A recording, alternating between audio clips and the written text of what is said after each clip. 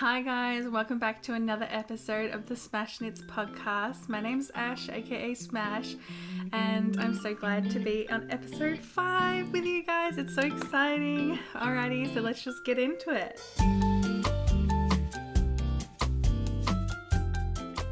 Okay, so this is like a kind of an impromptu sort of podcast today. There are a few things I want to do with this podcast.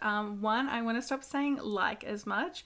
I have noticed it a lot more recently that a lot of people who grew up near me say like all the time, like this and like that. So I'm really going to kind of use this episode as a way to kind of tackle that habit so I don't do it as much. Another thing I want to address is my really bung nail. You just have to ignore it. In the last podcast episode, I did have like a band-aid wrapped around it. I broke it within the first time of getting my nails done, and I'm going to an engagement party soon, so I'm just waiting until I get to that point before I do my nails. So if you see my really, it's like my really gorgeous, beautiful, well manicured nail, just ignore it, please. So I really appreciate that. Like I said, this is kind of impromptu. I'm doing this at night, so I have to get like the lights out, or it's gonna be it was gonna be really dark. So I've got a few finished objects. One I'm wearing right now, which you can see. I love it so much. And then I've got a few whips. I feel like I've been kind of crazy with the whips lately. I've just been starting like picking out whips, casting stuff on. I've just kind of been a bit insatiable. So let's just start with the finished object, which is my Cumulus Blouse by PetiteKnit. You would have seen this in my previous podcast episode, and I had at that time only done like half of one sleeve and most of the body, but that was it. So I've fully finished it now. I've done both sleeves, obviously, and I have also done the bottom, and I've done all of the I-cord edging and everything like that. So I've had this done for probably like a week or a couple weeks now, and I've worn it quite a lot. It is really comfy, and yeah, I have really loved it. So when you do, just to give like a bit of a rundown, this is a top down raglan, like a traditional raglan pattern, and you just do increases and then you separate for the sleeves, and the sleeves are like a tapered sleeve, so they have you do decreases I think every 5 rows. I usually go down the sleeves. You, with the collar section, you create the V-neck by doing increases, and then you kind of join everything in the round. I didn't do, like in the instructions it tells you to do the body first and then do the sleeves, and then I think I'm not too sure when it says to do the collar. I think the collar is last, but I do it where I do this, I complete the sleeves first and then I finish the body, because I find that the sleeves tend to lift the body a bit when you finish them. So I just wanted to make sure that I got the right length, because I wanted that length to be kind of hit right where my hip is. I didn't want it to be too long, but I didn't want it to be cropped and short. I wanted it to kind of be a bit more flexible with how I could wear it, because if I want to wear it cropped, I can just tuck it in, like do like a French tuck, but if I want to let it long, it's not too short where I'm like a giving midriff. So yeah, I'm really loving it. You'll probably see a little picture, a little video right here of me just kind of twirling around in me in it. But yeah, like I think I mentioned as well, like I had never done an applied I-cord before, and I'd never cast off with an I-cord either. So when I did my Sophie shawl, you knit that as you go, and I wasn't too sure how I was going to apply that to the edging of all of this, because I usually, for all of my projects, there's ribbing, so usually I will do like an Italian bind off and to match the ribbing, which if you haven't done that before, it is literally, it looks so good, but it takes so long to do because you have to, it's a sewn bind off, and you have to have the length of yarn, like a tail of yarn, long enough to accommodate for binding off the entire circumference of the bottom of your garment if you're doing a top down. So you end up pulling, like having to pull the yarn through every time you do like sew through or one of the stitches, and it just takes forever. So I've heard a few people talk about how the I-cord edge takes a while, but really it's nothing compared to doing the Italian bind off. I felt like this went past really quickly and it was really easy. I followed the tutorial. I followed the tutorial that PetiteKnit has on her website. I don't know who is the like instructor in that tutorial. I'll have like everything linked below, like I'll mention it. I should also mention, if you didn't watch my previous podcast, this isn't a size inclusive pattern. So this will probably, like, other than me wearing it, it'll be like the last time you'll probably hear about it. Yes, so I was a bit nervous because I wasn't too sure how to do it, but it's really handy when you're binding off because essentially I don't know how to explain this, but because you've already got stitches on, you kind of cast on, I think it's 3 or 4 stitches. Yeah, you cast on 3 or 4 stitches and then you just do like an I-cord around and you knit 2 together. And it's really easy.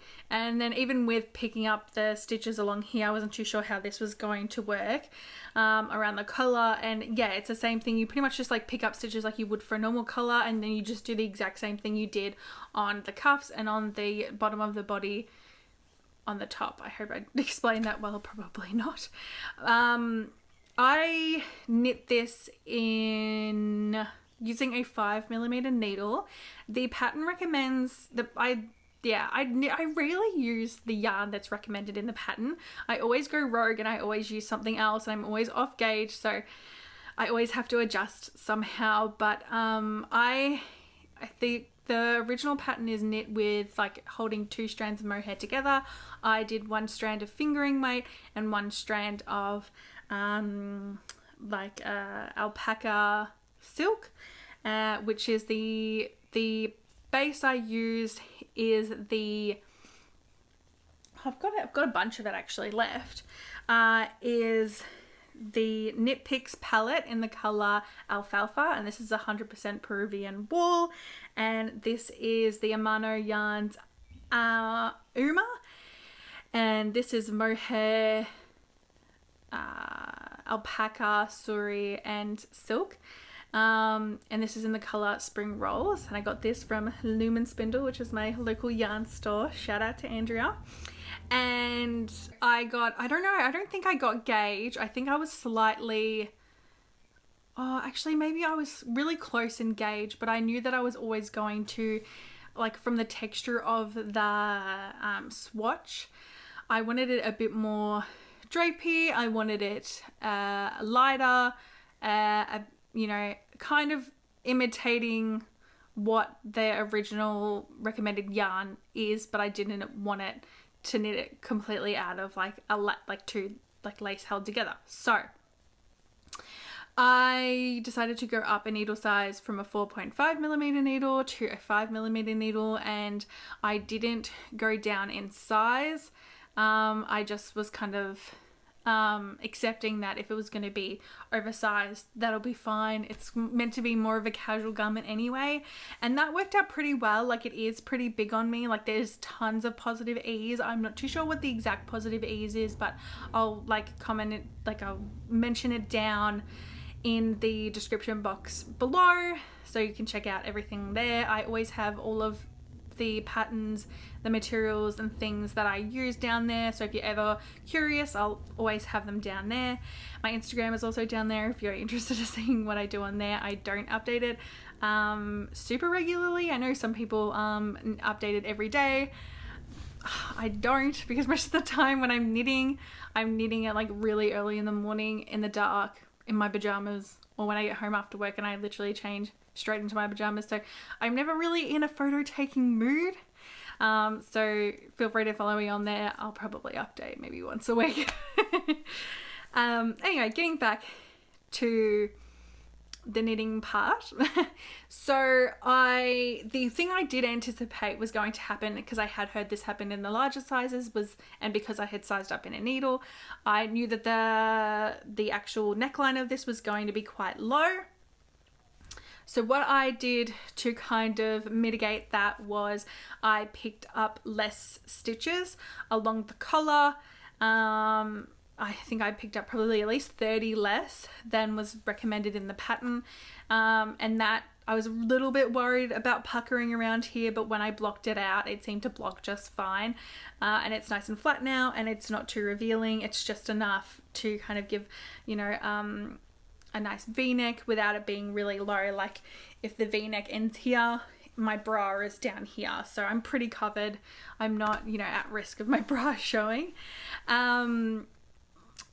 Yeah, and when I blocked this, I don't know who it was that I watched. I think it was KNITS. She's another YouTuber on here, and she said that when she wet blocks her finished objects, she puts them in the washing machine on a spin cycle, so there's no water or heat or anything like that, just on a spin cycle to like wring out all of the water. And oh my god, that is such a good tip, because I think I did that with my slipover, the Friday slipover, and I did it with this. And when I pulled this out of the water after soaking for about half an hour, it felt like 10 kilos. It was so heavy. It was so heavy. And then I chucked it into the washing machine, and when it came out, it was like a cloud. It was so light, and I think it only took about 2 days to dry. And if you're in Melbourne at the moment, the weather has been not the best. It's been kind of like overcast and cloudy, so it hasn't been warm or anything like that. And the fact that it dried in 2 days, I was super impressed. So I would recommend that. I've done it with my last 2 objects, and I will be continuing to do it for like any bigger garments, because it is, oh my god, it's just such a time saver. I remember the first cardigan I made, and I blocked it, and it took like a week to dry. And I feel like when it takes a week to dry, it kind of gets that like weird kind of smell. And I block mine on blocking mats, and it just kind of gets that like little bit of a weird smell, like a wet dog smell. This didn't have it, so that was really good. Now because I was ordering my yarn online, the Knit Picks palette, not the Uma, I was like very worried that I was going to run out, so I did go like a little bit ham. But I was actually surprised at how much yarn I didn't use for this. I thought I would use a lot more. Maybe it's because it's the needle size. I don't really know how that works. Like, do you use more more yarn if it's a larger needle size, because like the stitches are bigger and you're still using the same amount of stitches, or is it less because like when you're measuring it, like knit 20 centimeters, like I don't know how it works. I don't know what uses more yarn. I have no idea. But I have a lot. Like this is like a whole bag full of the leftover yarn. So I ordered 6 balls of each because they were relatively the same meterage, and I have, I would say, a solid like maybe like 2 whole balls, like if you combine these together, like 2 whole balls left of the Uma. And then I have about like probably just over like 2.5, maybe 2.25 balls of the Knit Picks palette. So I've got quite a lot. I probably only needed to order like 4 balls of each. So in terms of like actual efficiency in using yarn, this top's really good, but now I've got all of this yarn left over that I don't really know what to do with. It's a beautiful colour. All of the lovely ladies at Loom Spindle, when I was there the other day, was so complimentary and so nice when I wore this, in. They were so, so sweet, and everyone was like, loved it and thought it was a really good color. So thank you so much. Shout out to everyone at Loom Spindle. It was really, really nice. Made me feel so good. It's like I feel like it's a fashion show when I go in there with my finished object. I'm like, hee, look at me, look at my finished object. So immature, so childish, but I love it. I don't care. So I've got a lot of this, so I don't know what I'm going to do with it. Maybe I've thought about making a another Sophie shawl. Maybe that could be a really good project because it is really soft. Like the combination of like the Peruvian wool is not from Knit Picks is like, it's alright, it's soft, but it's still a little prickly, whereas the Uma's super, super soft. Andrea at Loom Spindle did warn me that the Uma does pill a little. I have been wearing this a lot since I finished it, and I feel like the first like 4 or 5 wears it didn't really pill. It actually has been really good. I feel like it's only starting to like not even really, like very, very tiny pills, like tiny, but I think it's like holding up way better than I anticipated. Like I thought it was going to pill heaps, but it's actually not too bad at all. I'm actually not that fussed with it, and it's also kind of like, you know, I already knew that going into it, so if it did pill a lot, I wouldn't really be fussed because I already anticipated it. So that was no problem. Easy peasy. I really love this. Really, really, really love this. I'm so happy with it. It's so comfy. I'm over the moon. I'm really, really super pleased with it. So yeah, on to the next item. So the next thing I have to talk about is another finished object. You would have seen these also in my last podcast. These have been blocked, but I have worn them a couple of times, so they look a bit weird. But these are my vanilla socks in the Malabrigo sock yarn in the color Indonesia. So I have blocked these, but I have worn them. So if they're looking a bit hairy and they're looking a bit disheveled, don't mind me. I really love this color. Like, I feel like because I love this color so much, they knit up really, really quickly. But when I originally bought this yarn, because it was advertised as a sock yarn, I automatically thought that this had nylon in it. So I wasn't too sure with how it would wear. Now, I have only worn this a couple of times. Like, when I say a couple, like I mean like a short couple, like not me walking around for a long time, me like going to sit down for a long time. And they have already felted quite a lot in the heel and a little bit around the toe as well. I don't know if you can kind of see that on the bottom. Yeah, I don't know what I was expecting, to be completely honest. I don't know if I was expecting it to felt really quickly, or if there was some sort of magic wool that they were using, the way they spun it real tight, like didn't, like would prevent it from kind of felting as much. But yeah, I don't really know what I was expecting. Another thing is that, like, I don't know why, because it's felted, I don't know if it's just me, but do the colours look slightly faded? I don't know, it kind of looks like the dye has been almost like rubbed out of it. I'm not too sure. Another thing that, like, this has only happened with these socks and no other nylon blend socks that I own, is that they've stretched out like really quickly. Like, they are super loose, like they fall down my leg pretty much after the first wear. They're super loose, and this, I'm using the same needles I always use. I'm using the same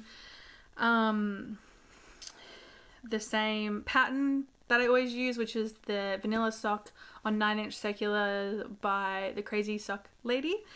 But they are just like, yeah, just really loose. So I'm going to have to definitely sew in some elastic around the cuff, because I can't really wear these without these like dragging down, and they kind of make me look like I have cankles, which is like not a vibe. It's not a vibe at all. So other than the color and the texture being like super soft, I am a little bit disappointed in the fact that it's felting and that it's like just stretched out so much after only 2 wears. So I probably wouldn't buy Malabrigo sock yarn again. I probably will just stick with my indie dyed sock yarn, because I don't know, it just must be the lack of nylon, the elasticity, and this is just like gone so quickly. Like, it's so loose, and like I don't have another sock near me to show you, but I have 2 pairs of socks. One's red and one's pink, not like pink, it is pink. From Maximu yarns, and I wear the absolute crap out of them.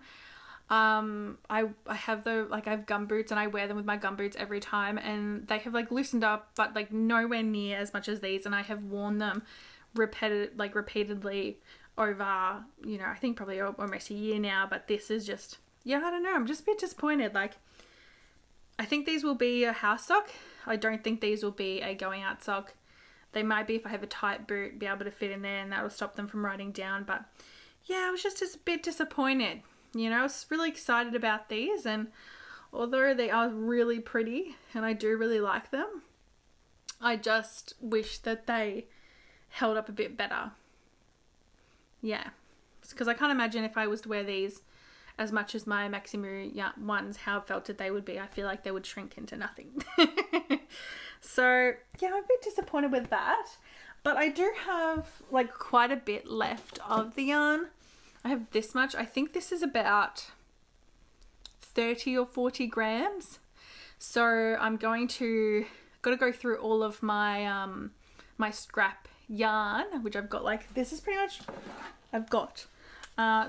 a whole kind of basket of used yarn or leftovers that I have.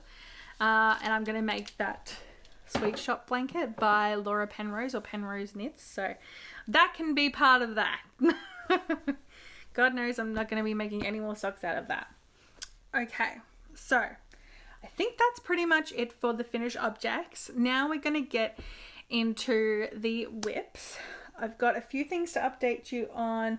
I've got some stuff that I forgot to show in my last one. Whoopsie. And yeah, I don't have any yarn acquisitions because I went really crazy at She's Crafty. So I've kind of put myself on yarn ban until the new year. Obviously that doesn't count if I'm getting yarn as a gift. That's not counted in the yarn ban. I'll start off with something that I've been taking to work. So I have to kind of usually for my job, I'm in the office, but sometimes we do go out and we have to drive near the city, and it's about an hour or so, and usually I'm not the one driving, so I take that opportunity as time to knit. So I like to have a quick easy project. That was my socks, but I've run out of those because I finished them. So I cast on a new sock, and this is a DK sock. So I don't know if I showed you this last time. I don't think I did, but these DK sock. So it's vanilla sock DK. It's the same, very similar pattern. It's the same author as the other sock. It's Crazy Sock Lady. These have not been blocked, but I really wanted a pair of DK weight socks because I wanted to be quick and I wanted to warm my toes up really quickly. And I've had this yarn sitting here for ages. This is another full wool yarn, but again, I'm not planning to go anywhere with these socks. I'm planning just to wear them at home, sitting on my bum knitting. So I don't think they'll get much friction, to be completely honest. So they're so cute. Now I'm knitting this in DK Merino by Woolen Works. This is the color Me as a Bird. I picked this up at her Crafternoon where she had some on discount. She had reduced price, and I think and I just saw this color and I absolutely loved it, and I've made one so far. It's such a pretty color. It's peaches and pinks, tealy blues and cream, and it's gorgeous. I just love the 2x2 rib as well on a DK sock, and you've got the slip stitch heel. Looks really good as well. So I finished that. I did this at home one day. I feel like I was possessed by the knitting bug because I knit this whole sock in a day, and all day. It took me all day, but a day. So I've started another little sock so that I the other one so that I can wear them. Yeah, it's very, very, very soft yarn. I'm knitting this on 3.5mm needles. The pattern says 3.25. I probably should have listened to that because I feel like these are a bit loose for my leg. And I purposely knit a bit tight so they wouldn't be super loose. They are a little bit loose. I would probably, if I was going to knit them again, go down the size. I think this was the size I knit was the when we cast on 48 stitches, the medium size. I did that size because I have high arches, so I wasn't too sure how tight it was going to be. I should have just sized down because I sized up half a needle size, so a quarter of a needle size, sorry. But yeah, they're so cute. I love them. I just love the 2x2 rib on a DK. Oh, I just love it. It's so pretty. It's really, really pretty. When I'm knitting with this, it's kind of making me want to buy a sweater quantity's worth of this, but I know I'm on yarn ban, Ashley. No. So, but it's tempting. It's tempting because this orange color, woo, it's very nice. But that's been pretty fun just to have those at work, you know, spare 10 minutes while I'm on my break to do that. I forgot to show you the cake. It's so pretty. It's really, really pretty. And I've been keeping these in a gorgeous new project bag I have. So this is a beautiful, beautiful, beautiful project bag by the lovely Andrea at Loom Spindle. She sells these now. They're so gorgeous. Her like latest collection is a variety of native flowers, like these Banksias here, and she also has birds, and they're so gorgeous. It's just a simple drawstring bag, but it works so well. It works so well. It's super easy. I love it. It's so cute. I feel like so bougie having actually purpose-made project bags. You know, I've been slumming it with my grocery bags and my leftover like tablecloth bags that I feel so luxurious, but they're so cute. Yeah, I really love them. I definitely will be getting more. I just feel so fancy. It feels so special to take them around in their allocated little bags. So thank you so much to Loom Spindle. These were, I think they're $28. I think that's how much I paid. They're so cute. I will definitely be getting more. I'll be definitely buying more. Okay, so update on another project. This is my what's it called? The Rad Plaid Cowl by Andrea Mowry. Last time you saw this, it was about half the size. Now it's grown a little bit bigger. I mentioned in my previous podcast that I am making this as a gift. Yeah, I'm making it as a gift. And I've never really made anything as a gift, so I don't know if this has anything to do with it, but I just haven't really been motivated to knit on this very much. I feel like when I knit on this, it doesn't progress very far, and that might be because it's on 3.25 needles, and every time I do a row, it just doesn't feel like I'm getting anywhere. I really like it. It's really pretty. It's really soft. It's nice, but again, I'm just like not super motivated. The balls, even like dealing with the 3 balls hasn't really been that much of an issue either. Like shout out to I cannot remember who it was who like commented on my last video for giving me that handy tip about the plastic bags. That does help, thank you. But I think I'm just haven't been very motivated because I'm slowly realizing that this doesn't really match the personality of the person that I'm making it for anymore. If you can see in there, like it's the base that I'm using for the contrast color, so that creamy color is this, which is Woolen Works sock in neon lights, and this is really beautiful, but I just don't think it's showing up as pink as I want it to in this cowl. Whereas like she is a very pink person, she's a very colorful person, and I just feel like it's reading more cream than multicolor. So that's where I'm kind of not seeing that this is going to suit her personality. I know this is very pink, which is the Qing Fibre, Mohair in shrimp. I know this is very pink, but again, it's just, I think it's getting really lost in there. I don't know, it's just like not, I was not super loving it. I was loving it for me. I feel like for me personally, I feel like I would wear it, but I feel like for her, it's not, I just don't see it matching her personality. So I kind of had to pivot. I'm still going to keep this because I still want this. I'm just going to have to knit it either for myself or for someone else. But I did have to pivot and try and find something else to make for her because she's such a bright and like bubbly person. She's so funny. We have such a similar personality that I just feel like she would look so much better in something that's bright color. And I remembered that I had that skein of fingering weight, that rainbow color fingering weight by Heathermaid in the color Kaleidoscope. And I was like, ooh, actually, I think that'll be good. And I did have some leftover Gepard Kid Silk Mohair in this lovely purple color from when I made my novice cardigan. So I measured them both and weigh them both to see if I would have enough to make a shawl, and I do. So I can show you that now.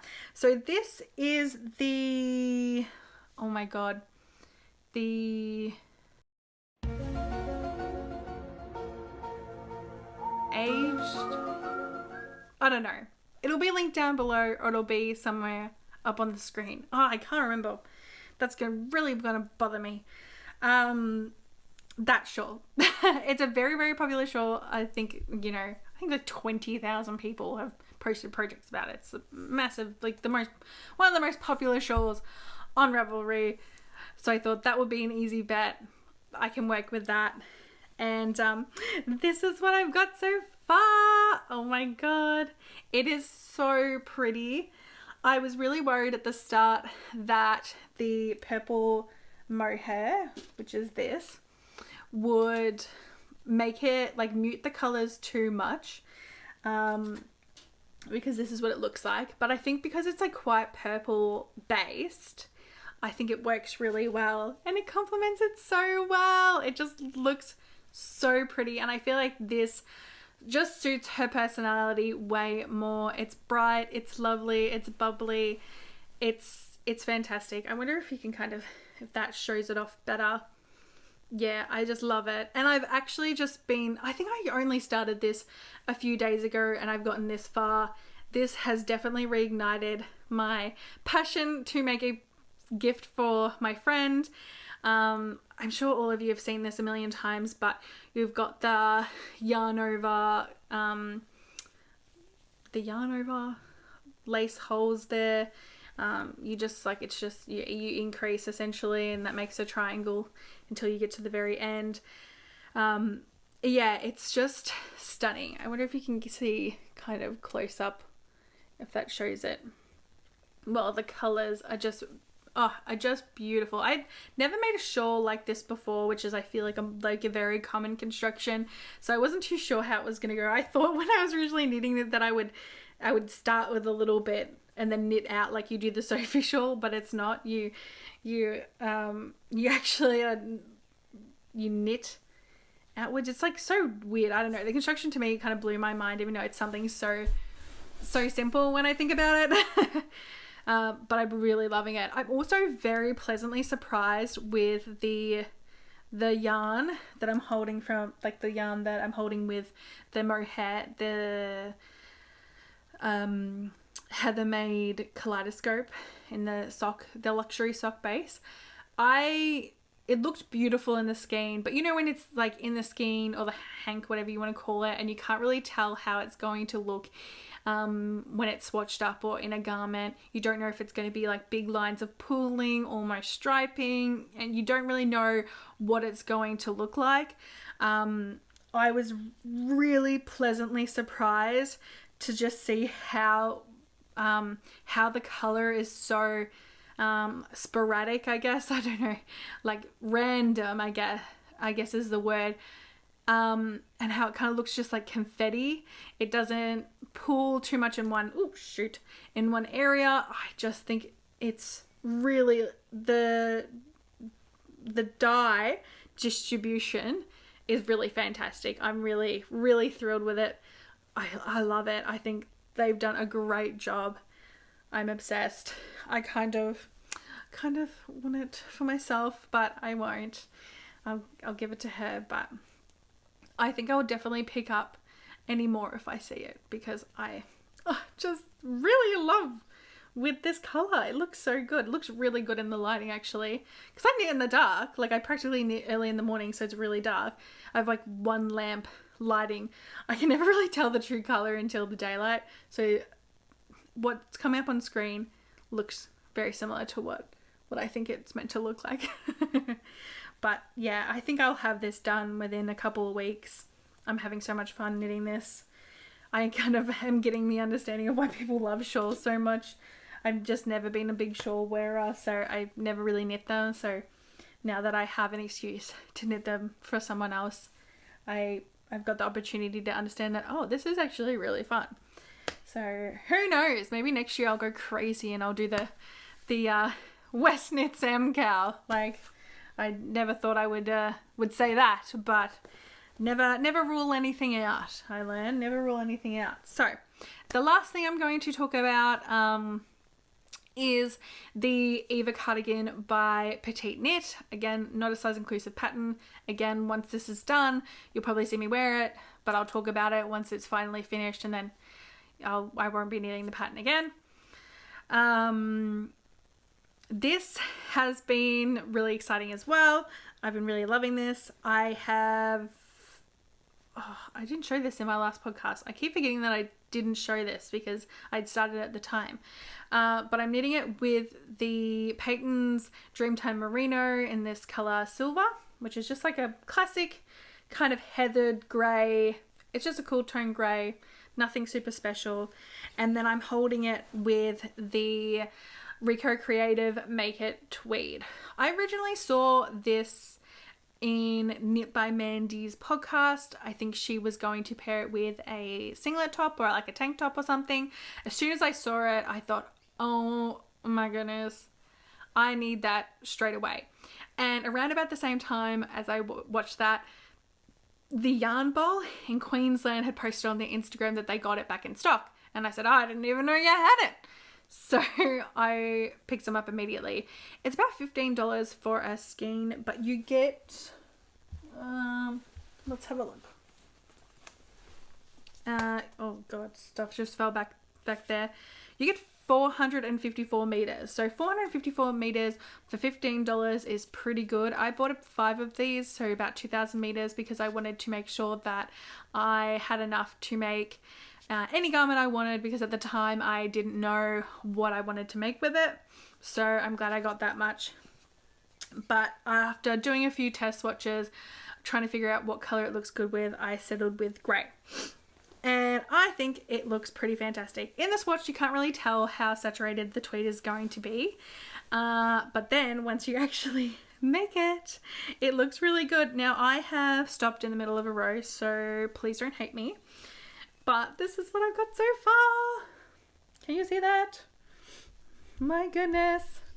It looks so good. So I've got like the top back portion, and then I've got the 2 shoulders and some of the sleeve. And then we're doing like, then we've got it like broken up in the front to do the actual like neckline of the cardigan. So I'm obsessed.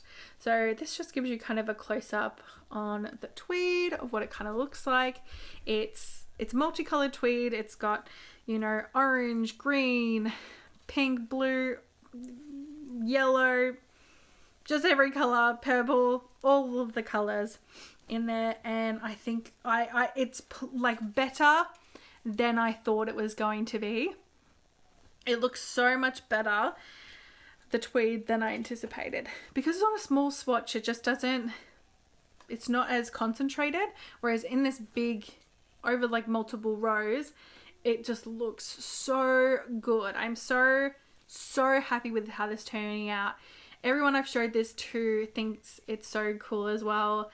I think this is going to be an awesome cardigan, and it's just going to make it a bit more interesting. I love grey, but again, I feel like I wear a lot of colors, and just plain grey doesn't really you know, doesn't get me going. So being able to add the rainbow tweed is such a smart idea.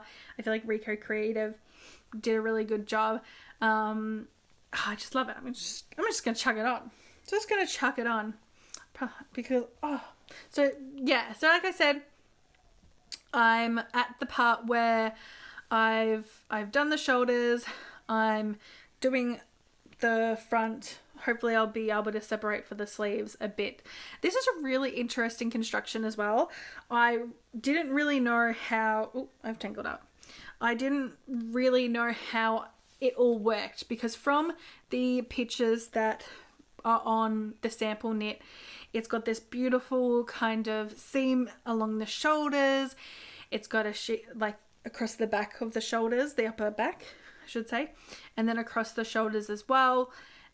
It looks really complex. It looks beautiful, but it looks quite complex. And I think this is rated, I think about like a 4 out of 5 on the difficulty scale that PetiteKnit has. But I was actually really surprised at how simple it is. So those little kind of seams I'm talking about are these here. So if we picture this, this is the back. Are these slits here? Like these little... Oh, it just looks so pretty. I just love the detail. This is actually really easy. What you do is you cast on here and you increase out, and then you pick up stitches along this edge, knit up, and then you pick up stitches like you would like if you're doing a sock heel, and knit out that way. And so it's all connected and you're knitting now all the way around. So there's no actual like seam on this secondary part where this, oh actually hang on, that was a bad example. There's no seam here where this, I don't know, faux seam continues along and creates this beautiful curvature into the sleeve, because you're only picking up stitches in a portion of it. I don't know if I'm explaining that very clearly, but yeah, it looks really good. I'm super, super happy with how that is going. I am knitting this on... Oh my god, I'm getting all tangled up with all the yarn. It's so chaotic. Sorry for the chaoticness. I'm sorry if you just came to relax and you got like me. I am knitting this in, I think, 4mm needles. Oh man. So the only bad thing about wood needles is that the actual numbers of the sizes of the needles rub off because of the friction. These, I'm pretty sure it's 4mm needles that I'm knitting with. The pattern calls for 4.5. My gauge was way up. This where is it? This is like a true DK, maybe a very light worsted, and then paired with their Rico Creative, it becomes like a worsted. Because I had assumed that the majority of the size, like the weight that gets added when you hold a mohair or a suri together with another yarn comes from the fluff, that because this doesn't have really any fluff, that it wouldn't add that much weight to the DK yarn. I was wrong. It did. I was definitely knitting, I think my gauge was 2 stitches less, both in the stitch and the row gauge. So I was knitting much bigger stitches than the pattern called for. I really didn't want to go down another needle size to like a 3.5 or a 3. I really didn't want to knit a whole cardigan 3 or 3.5, so I decided to stick with the 4, and I went online and I googled like knitting gauge calculators, and I punched it into this random calculator where you put your gauge and the gauge of the pattern, and it works out like works out if you should, what the size you should knit. And it told me to knit the size down. So instead of knitting the 3XL, which I usually would knit in petite knitted patterns, I'm knitting the 2XL. Now, where the sleeves, like where the shoulder seam is along this section, does seem to like be quite short. I'm hoping that it blocks out a bit, because in her sample photos it comes slightly off the shoulder, so I'm hoping that it blocks out quite a bit, and that with the collar it, like, you know, it pushes it down a bit. That's what I'm hoping, because I really want this to fit. It's really, really nice, and because of the thick weight of the yarns held together and the smaller needles, it is kind of a bit more difficult to knit. So if I had to reknit this, I would be a bit annoyed.